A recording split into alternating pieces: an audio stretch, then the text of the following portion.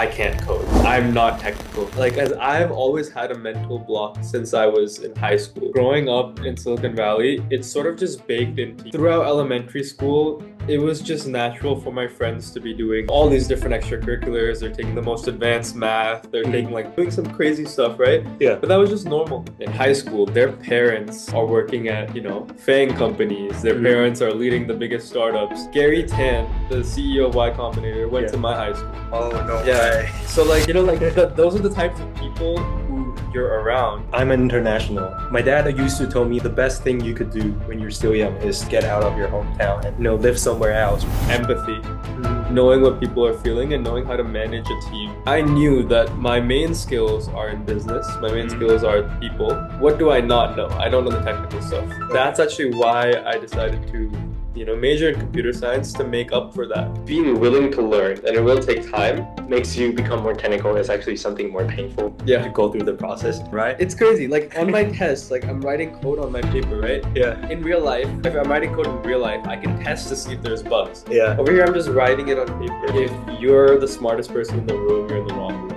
Whatever I'm doing, I want to make sure that's making an impact in the world, right? Social media platforms have stolen from majority of teenagers. Dopamine receptors, our whole hormone cycle is completely fried. Welcome to Still Human, a bi-weekly podcast by Ocean Studio, featuring thoughtful conversation with builders, creator, and thinker working with AI in real life.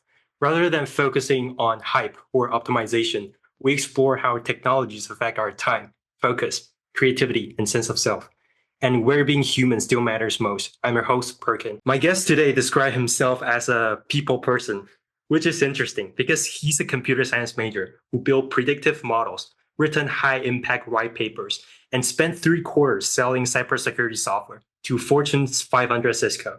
But here's what got my attention. He also co-founded an organization that teaches personal finance to kids with special need.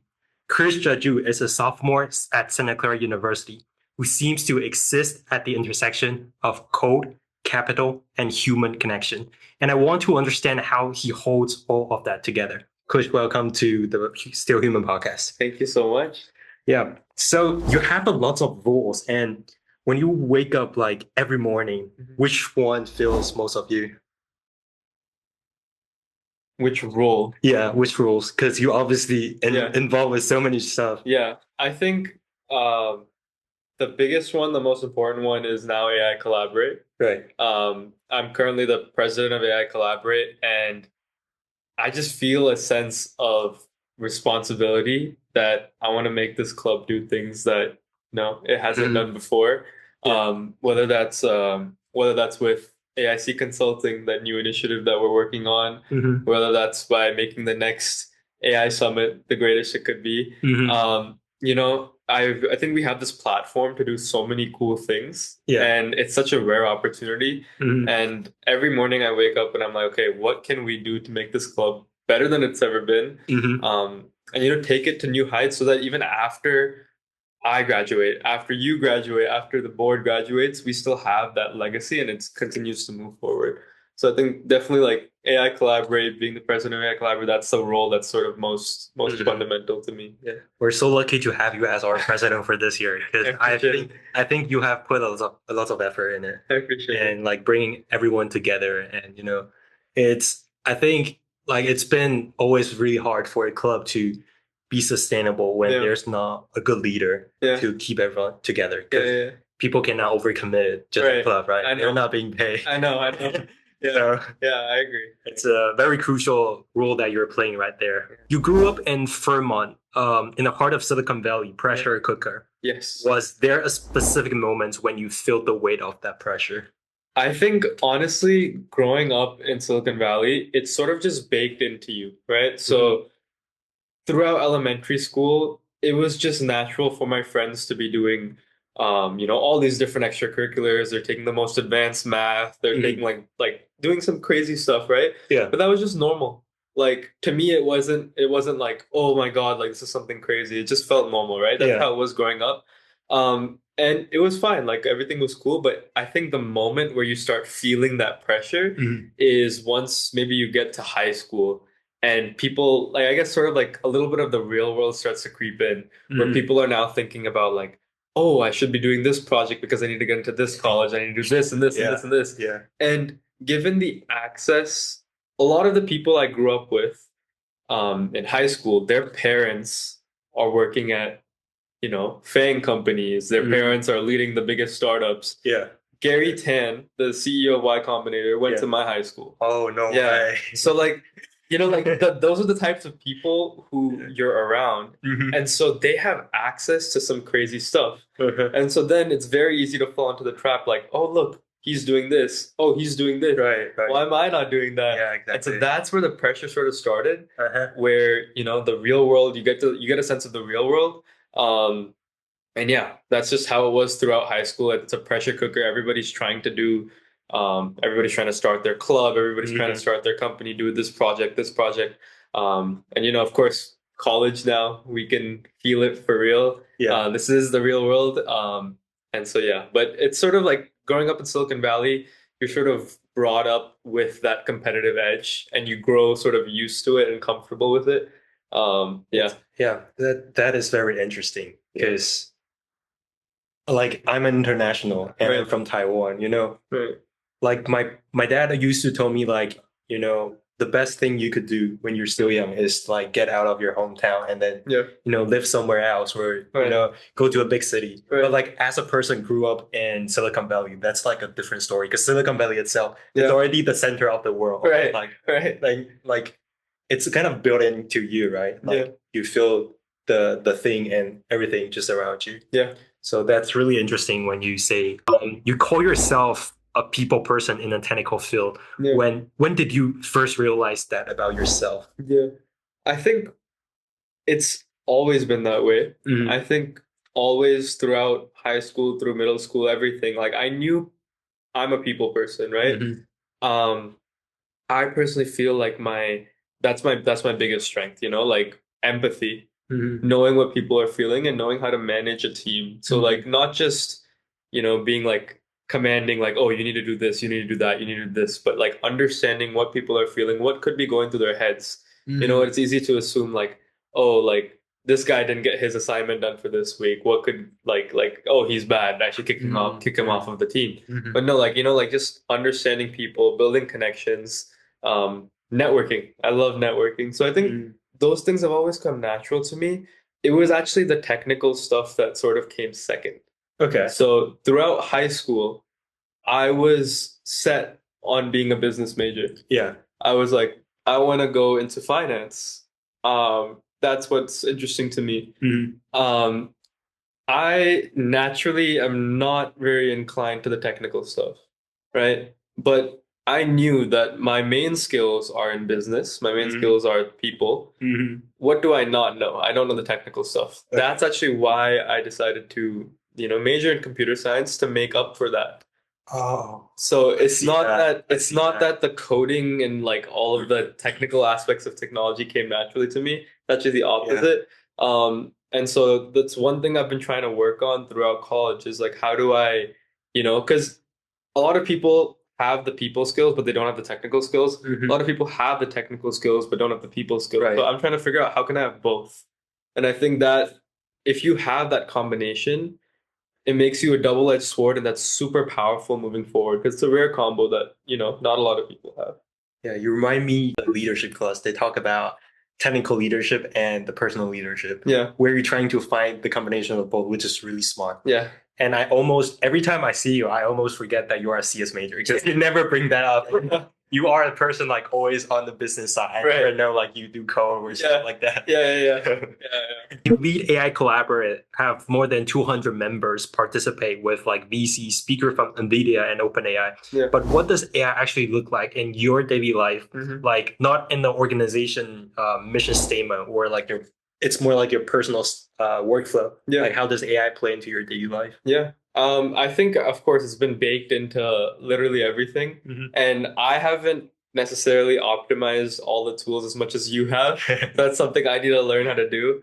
But definitely, like, it's made a lot of processes easier. Are you meaning like personal life or like I can tell you even like how I use it at my work? Well, But yeah, how does like your like every day you wake up and how do you use those tools to make your day more efficient, either on work or like your personal life? 100%. Yeah. I think one thing, for example, I coffee chat a lot of people, like I do a lot of networking. Yeah. And so one thing I've been starting to do is, use a lot of these AI note takers. Yeah. So instead of taking notes, by myself, it helps me keep track of, okay, what was said in the call? What are my action items after the call?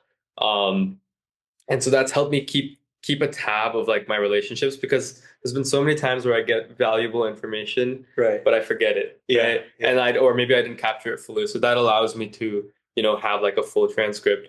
Then of course, like I'm leveraging, I've actually been liking Gemini a lot more than ChatGPT recently. But there's of course like the basic, like using it for schoolwork, for homework, with prompting it and everything. But I think one thing that's been a lot of fun is using anti-gravity, and all these like AI development tools for my own personal projects. There's now times where like, oh, I think of something and I'm like, hey, I wish this existed, or like I feel a personal pain point. And it's not necessarily a project I'm building to like get hundreds of thousands of users just for myself.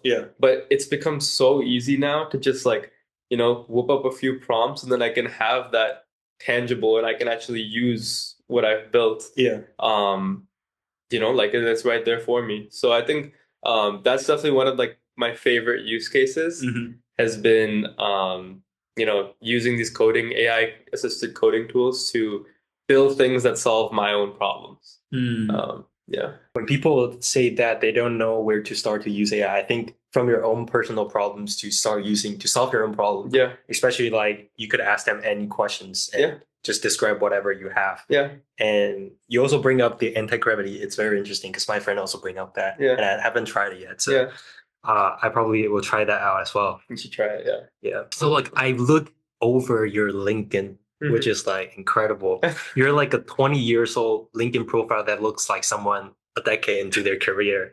I'm to be honest, and like, what's the version of your life that doesn't make it to the profile? What's hard right now?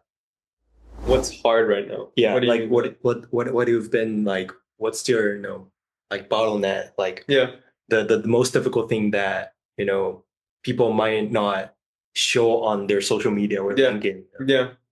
I think my biggest issue, and I think a lot of people face it, like, of course, there's that sense of your own self-doubt. Like people have doubts about their capabilities. And I think like, especially with like LinkedIn and with social media, you're seeing everybody else, like succeeding, posting this and that. And you think like, hey, like, why am I not, like that, right? And even though like you may be working so hard, it's just the self-doubt, the comparison, the imposter syndrome, it always creeps in and it's natural to all of us. But I think that's something that I've been like definitely struggling with. And I think the main thing for me is, as I said, like I've always been more of a people person and the technical stuff has come second. And so trying to get over those roadblocks, like as I've always had a mental block since I was in high school. I can't code. I'm not technical. Like I've always had that block in my head, like, oh, I'm a business guy. Like, sure, I'm studying computer science, but I'm not very. So you start coding during freshman, like college. I know. I mean, I've done some coding before, but like, most of my actual like CS experience, yes, it started in college. And so I've always had these blocks in my head, like, oh, I'm not technical, I'm not that. And these skills are important skills to learn, but I feel like a lot of it is like my own mental blockers that are like kind of making me feel intimidated. Like, oh, I can't do that. Like that's not for me. I'm something different. And I've sort of boxed myself into that. So right now I'm like working on, that's one of the biggest bottlenecks for me is getting past, those mental blocks that I've already put in and just being willing to learn, and it's like it's a hard process, like learning how to code, learning all these technical skills is something hard. And it will take time, but I think that's something that I just have to like open myself to and just dive straight in, and start learning. But I'd say that's probably my biggest, I've always been very scared of like diving deep into the technical side of things. I feel you. I think I have the same issue as well. Like always, talks about things that I'm interested or passionate about, but things like technical, becoming more technical, like, actually learning how to, write code, learn Python, learn SQL, those stuff, like the things that actually makes you become more technical is actually something more painful to go through the process. Yeah. Because it's like so boring. Yeah. Like it's not rewarding. I know. You don't know what's the point of learning this, especially now AI can do everything for you. That's what I'm saying. Yeah. Yeah. I think that's a huge, like, and that's another one, is that I'm still trying to figure out, like, how much can I rely on AI for this stuff, right? Yeah. Because it's like, it's fun to vibe code and do all this stuff. Then, like, how much should I be outsourcing to AI? How much should I actually be be doing myself? Yeah. But I think for you as a business background and being able to understand the technical aspect on the coding side, it's like it's so much ahead because like you are not relying on AI entirely, but you also understand the syntax of the code. Right. You would be able to like at the very back end, you can like, decode everything and see the bugs stuff. Yeah. But for me, like a pure byte coder, I just like if there's a problem, I'll just trust AI to solve it. I think I'm also very similar in your boat because like I like see look, the thing is like what they teach us in class is very like not applicable to like the real world. Really? Yeah. So like I know how to code in in an in-class environment. I can do the assignments and everything. Yeah. But like the actual projects is like it's like completely different. I'm curious, what would the class look like in here? Because I never take a coding class. It's I think they haven't really updated.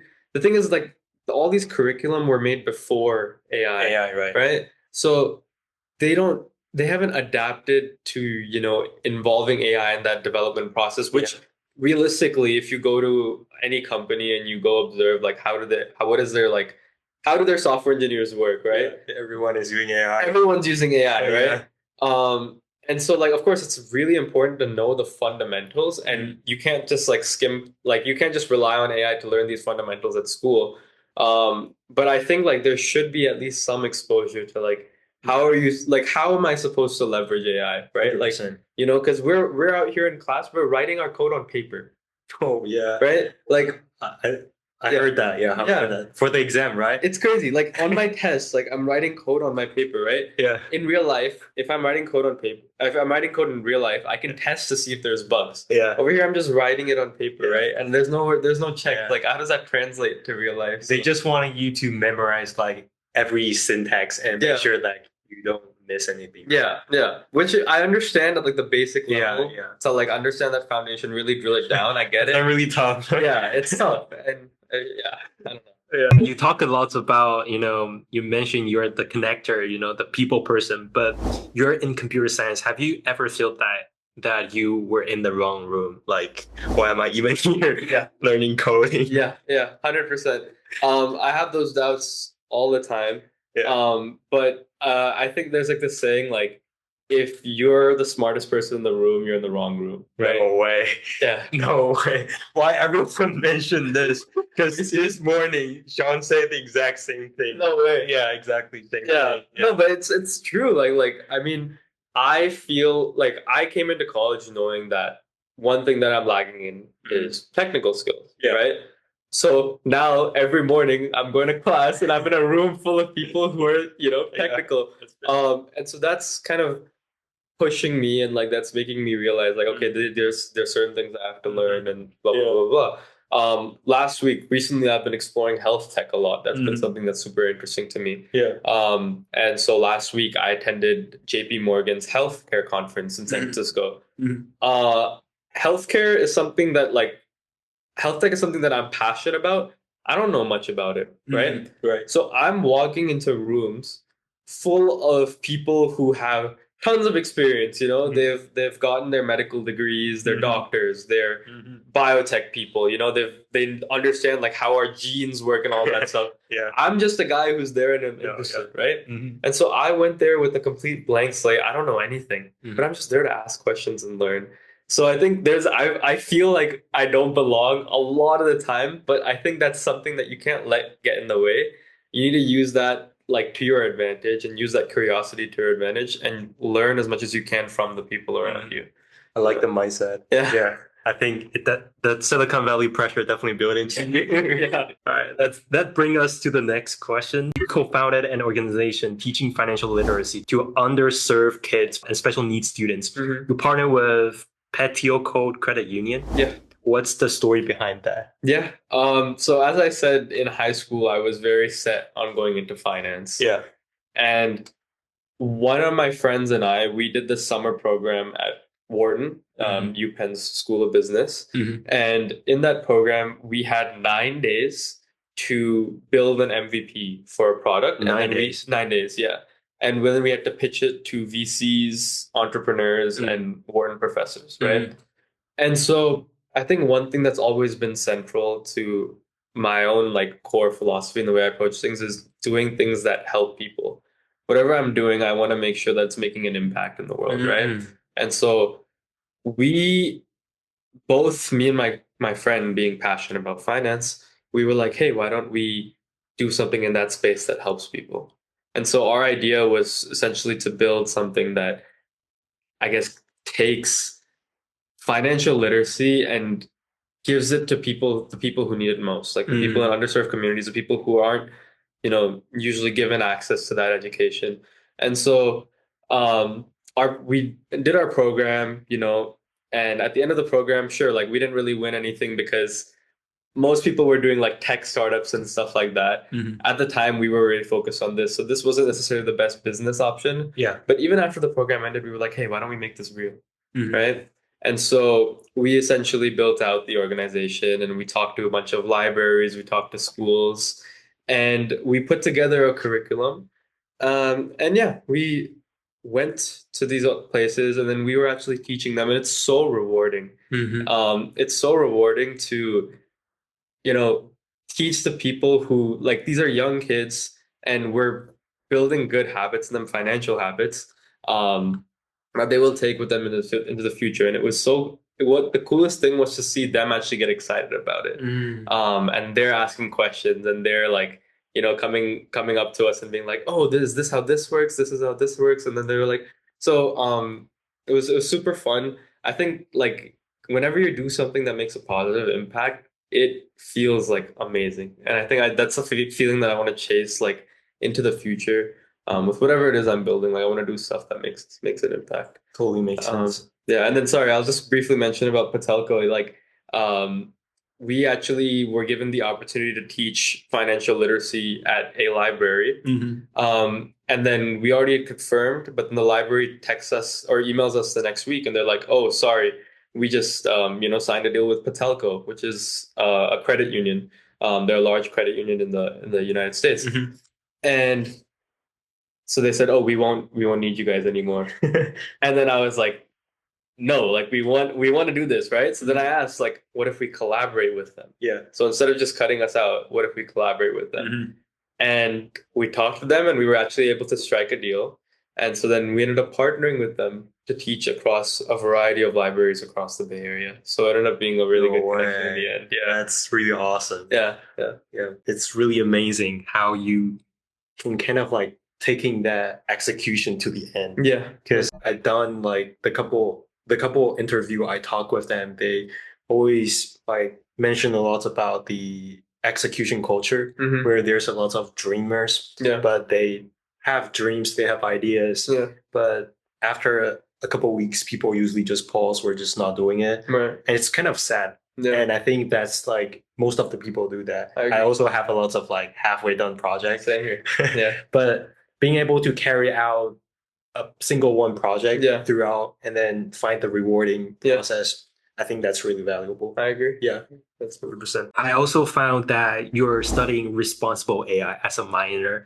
Has there been a moments where you feel genuinely uncomfortable about what AI can do?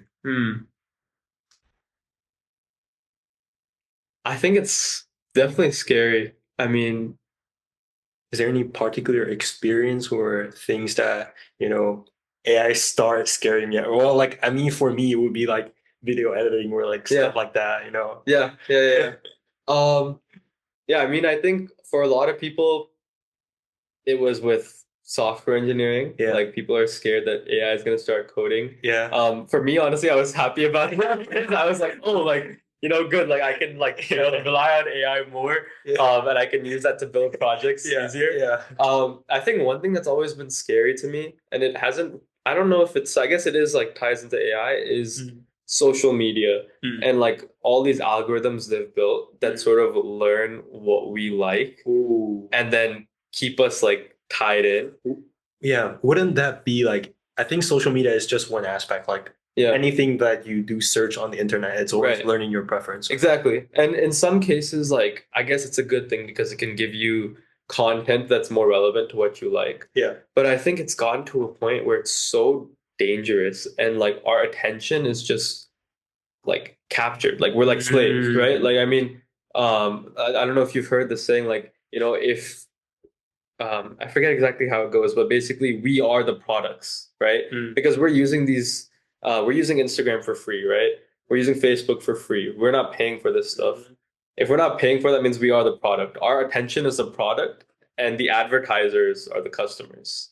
No, right? Wait, this is really scary. Right? Yeah. And so I'm just thinking like how much time that these social media platforms have stolen from majority of like teenagers, right? And not only time has it taken away, but our dopamine receptors, our whole like hormone cycle, it's completely fried because we expect things like this. Like we can no longer watch an hour-long video. We can't sit down and read a book because we expect quick hits of dopamine, quick hits of that nice feeling. And I think especially for the young people, because young people are the most impressionable, it's so dangerous. But it's at a point where it's so hard to reverse and like go back. So that's something that I'm like super passionate about and something that like I'm trying to figure out like in my own life, like how do I tackle that? Because it's not like you can't be on social media. You need to be on social media to build your brand, right? No, exactly. I wanted to like just close my account, not going on social media, but like suddenly I don't know what to do. Exactly. Everything is around social media. Everything's on social media. That's how you reach people. Yeah. But then it's also so like addicting and like so it's such a dilemma. Yeah. And I don't know how like I guess you can find a middle ground. Yeah. These companies won't want to find a middle ground because they want everybody. They want profit. They want money. They want profit. Retention. Yeah. So especially when AI like running so fast, developing so fast, and like on a human level are like there's so less like research done on human how those AI social media stuff affect our brain, how like little kids affect their developments. And it's really intimidating when you think of our next generation, not even next, but this generation. Yeah. Everyone is stuck like doom scrolling every day. Scary. And like the retention rate, critical thinking part, everything just like gone down. Yeah. I just saw a research yesterday. Was talking about how those brain activity, the difference between who use ChatGPT and the one who do the critical thinking. There's like way less brain activity when for the ChatGPT user. Yeah. So scary. We're not saying like in the long run, it's because it's haven't done the long run research, right. But you see the result in the short run. That's using too much AI in your life. It's gonna affect how you think, and you're probably gonna become more stupid if you use it too much. It's so easy to like just like mindlessly like I see a problem, screenshot into ChatGPT, right? Like it's no longer like you don't even take the time to think about how do you approach it. Another thing is like when people ask me, like I've asked a lot of people this question, like name or like describe 3 Instagram reels that you watched yesterday. No. Right? No one remember anything. No one will remember anything. And let's say you spent 2 hours on reels yesterday and you can't name one single. You can't even tell me like one single one. What was the point of that? Like what did you gain from like those 2 hours? There was nothing. And so like you're just like it's just like in the moment satisfaction, but it's giving you nothing net positive in your life. So it's just insane to me. Like I find that wild. Do you think like there would be a market where we develop a new social media platform? I think they already have like make you more productive, make you read, make you all the information. Like doom scrolling on LinkedIn. No one will go link into doom scrolling. Right. Yeah. Something like outside of the curriculum where like more on your skills or your passion. Yeah. You speak English, Hindi, Uh-huh. and Spanish. You also dance Tufen, Yeah. the Yeah. dance Bollywood dance team. Yeah. How do you culturally roots shape how you think about success and meaning? It's a great question. I think so my family comes from my dad's side of the family is from a ethnic group called the Marwari people, and they're actually known for business and like being good business people. That's what they're known for. So, my grandfather, he was the CEO of one of the biggest cement companies in India. And so I've seen him and the way he, has done great things in the worlds of business and like how he's had an impact.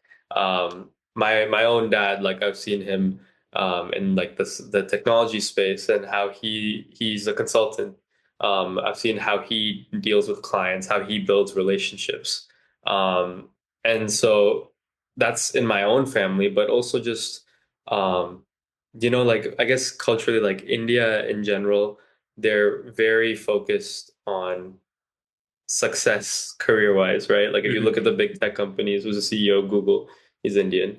CEO of Microsoft, Indian, like a lot of these like Adobe, like there's like you can find so many CEOs. So I think it's just something that's rooted in like my culture.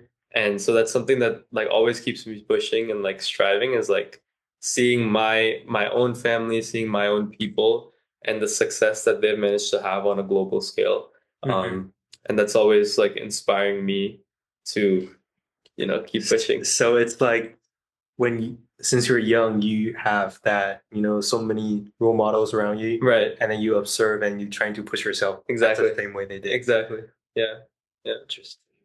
Do you see like, because I think when people start, have a passion of doing something and they start putting into so much work, sometimes they forgot that there's so much else could do in their life. Yeah. And like you're personally involved with so much stuff and you still like enjoy dancing or want to do other stuff that other than, just like trying to pushing yourself. I agree. And how do you manage that? Like, how do you, kind of, oh, today it's not, the grinding day. You should like, it's hard. It's hard, but I think you need to make time for stuff other than work. Because like at the end of the day, like we're working so hard. If we're constantly working and we're worried about like, oh, what's next? What's next? Once you get to, let's say like I have a goal over here, right? Once I get here, you think I'm going to be satisfied? No. I'm just going to be thinking about what's the next goal. Right. Right. And so if you fall into that trap where you're constantly chasing what's next, you miss out on life. Like life doesn't happen once I've sold my startup. Yeah. Life doesn't happen, once I've retired. We're living life right now. Yeah. It's right now. And so I think the journey, like we need to like realize like this time isn't coming back. We're not going to be in college again, right? And so we need to realize that and, like let loose a little bit. Like I'm not saying we shouldn't work. Like of course work hard, but you need to enjoy life sometimes as well. Like, enjoy with your friends. Go dance if you like to, go swim if you like, or like play tennis, whatever it is you may be doing. I think it's really important to have those things keep you grounded. 100%, I agree with that. I think this would be the advice that you want to give our listener if they're students, 100%. Yeah. So before we continue, I have a question passed to you from our previous guest, John Wu, your co-president at AI Collaborate and co-founder of Symphony. Yeah. He asked, what is one moment in your early life that almost defined all, or the majority, your action, perspective, or habits that you've had down the line in your life? So crucial moments, like a person, event, or something, I can't think of one specific moment, but I think it's more of like a philosophy that my parents have instilled in me since a young age that has sort of stuck with me throughout. And it's regarding people. Always, treat people the way you would want to be treated, always be kind. And also always like give selflessly. So like help people without expecting anything in return. I think those two things have sort of stuck with me throughout my entire life and have been instilled in me. And whatever it is I'm doing, I try to be kind in doing that. And I try to help people just out of the sake of having a good heart and without expecting any praise in return or anything in return. And I think that's carried over to the things that I want to do with my career as well. And the way I approach things is I'm not looking to do things, I won't put other people down for my own gain. I won't put other people down for financial gain or anything like that, right? Whatever it is that I'm doing, I want to do something that's, like helping the person, help lift up the people around me. And like, yeah, like career wise, like when it comes to entrepreneurship, like of course I want to start a company in the future, but I don't want to just start another B2B SaaS company and like, sell software to other companies, right? I want to do things that make a difference in people's lives and help people who need it the most, right? So I think that, like having grown up with that, it has been instilled into me. And I know for a fact that whatever it is that I'm doing in the future, like I want to be carrying that forward and like helping people rather than just trying to, make as much money as possible. 100%. I think it's very rare to find like people with good heart like you. It's actually very difficult. Before we close, I ask every guest this: if you could leave one question for the next guest, someone else working with AI and navigating what it means to be human in this moment, what would you ask them?